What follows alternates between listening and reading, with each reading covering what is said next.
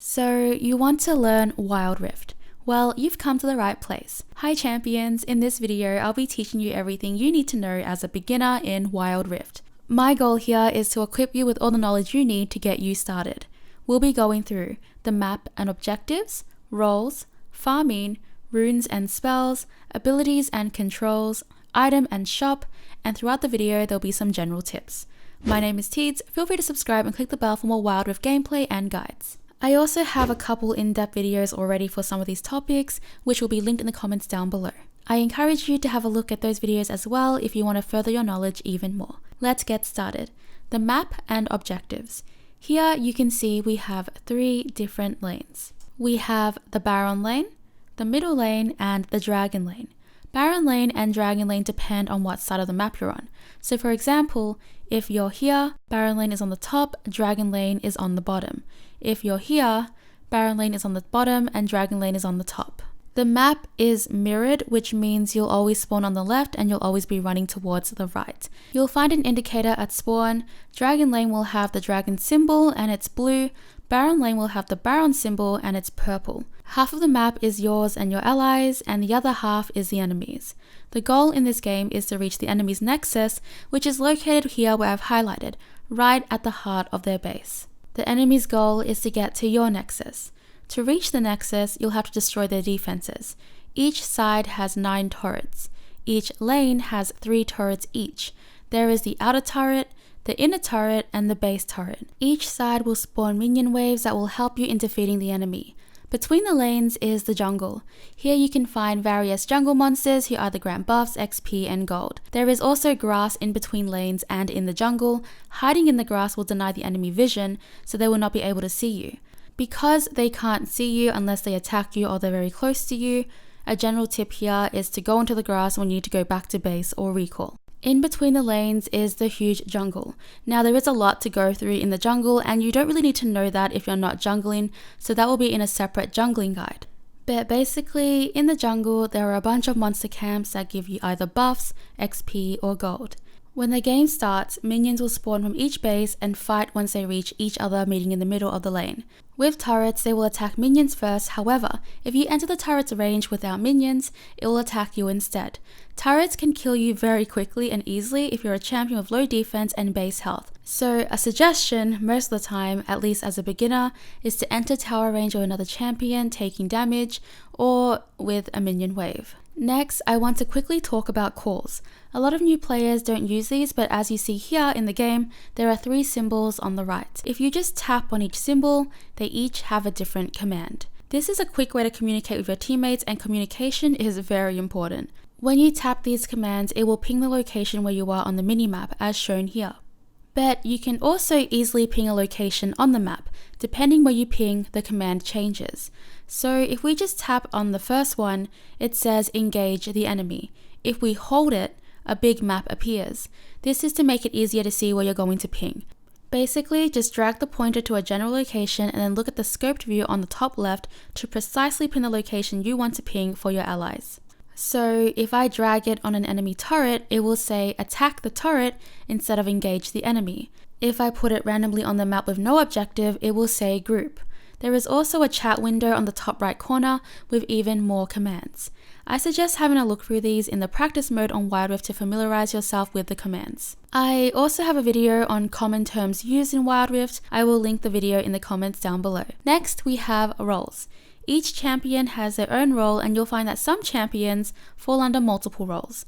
Each role has their own part to play in your 5v5 team. For this guide, I'll generalize each role, but do remember that some specific champions can be played differently.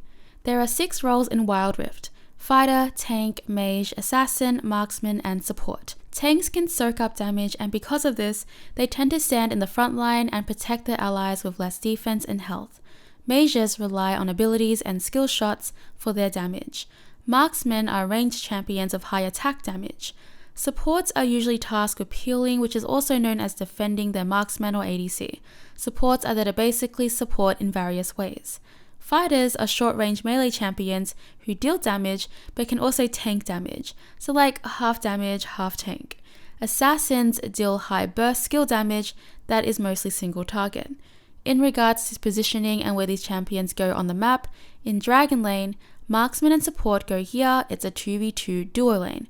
To make it easier to remember which is the duo lane, just think of it as Dragon has 2 wings. That's a duo lane. 2 wings equals duo lane. In Baron Lane, tanks and fighters go here generally, but these lanes usually consist of melee champions. Baron Lane is more versatile, so you may find yourself going against other champions from different roles. In Middle Lane, mages or assassins, and then usually one in the jungle. Next, we have farming. Something that is very important in Wild Rift is last hitting the minions. In lane, last hitting minions is extremely important to farm gold. If you are support, you do not have to worry about this. Wild Rift makes it pretty easy to last hit. All you have to do is wait until the minion's health bar turns white or it is close to death. There is an indicator on the minion that shows you when it's best to last hit. This ensures you get more gold for each minion, and some minions are worth more than others. Next, we have runes and spells. Runes enhance champion abilities and statistics. You can customize champions in their respective runes tab found on the main menu. Third tab on the bottom, which is loadouts, then you can choose the champion you want to look at on the bottom. Here we have Ahri.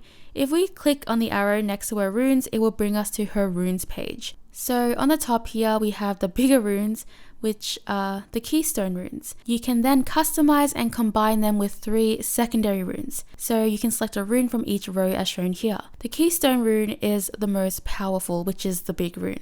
You'll have to customize each rune loadout for the champions you are playing. However, as a new player, I suggest just using what is recommended for you so far. Runes unlock at account level 4, and you can unlock more as you play up to level 10. As a new player, you probably can't use the Wild Rift recommendations. As you can see here, I cannot use 2 of them because I have to unlock these specific ones at level 8 and level 10. So what I do for now is just switch to the one that is available or ones that I have unlocked. You can tap and hold to read what they do. I'll be making an in-depth guide for each champion, and I will talk about the best runes for each champion. So that's something you'd be interested in. Feel free to subscribe and click the bell. Then we have summoner spells. Spells are basically another ability with a much longer cooldown. Champions can select different spells suited for them. I would just go with the recommended for now as a beginner. You can equip 2 spells for every match. You can find these in the same tab. Under the runes tab, there is spells. Clicking here shows you all the spells and what they can do. Next, abilities and controls. From my knowledge, each champion usually has 1 passive and 4 abilities. Passives are usually abilities that do not need to be manually triggered. Instead, they are always activated or will activate in certain situations. You then have 4 abilities that you generally activate. There are different types of abilities such as crowd control, single target abilities, and more. The last ability is usually your ultimate, which is most of the time the ability that does the most in comparison to your other abilities. Ultimate abilities usually have a longer cooldown because of that. With controls, Wild Rift has added a lot of ways you can customize the way you play. If you click on settings, I'm in the practice mode here, so next to the minimap there is a cogwheel. You click on the second tab on the right. It will bring you to the controls. This is Portrait Lock. This will show the portrait of the enemies in range, and with Portrait Lock, this means you'll prioritize the enemy that you've selected. I personally do not use this, but players that do use Portrait Lock have found it easier. Force, Attack, Follow.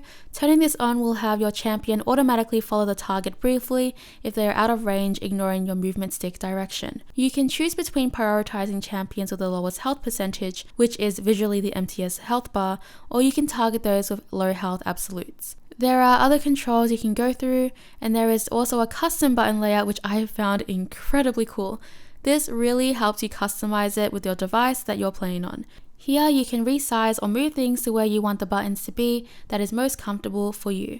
So if I click on the attack button, which is the big sword icon, I can move it around, I can resize it, and so on. Lastly, how the items and shop work. When you're at spawn, you can click on the money icon under your minimap. This will bring up the shop. As a new player, I recommend to just go with the recommended builds while you get used to the movements and controls. In the shop, on the recommended tab, you can see a button near the right that says item builds. Clicking that will give you the recommended builds. So there is Duelist Fighter that is better for 1v1s, and the Jungle Fighter which is better for jungling. There are multiple tabs. There is Physical, Magical, Defense, and Boots.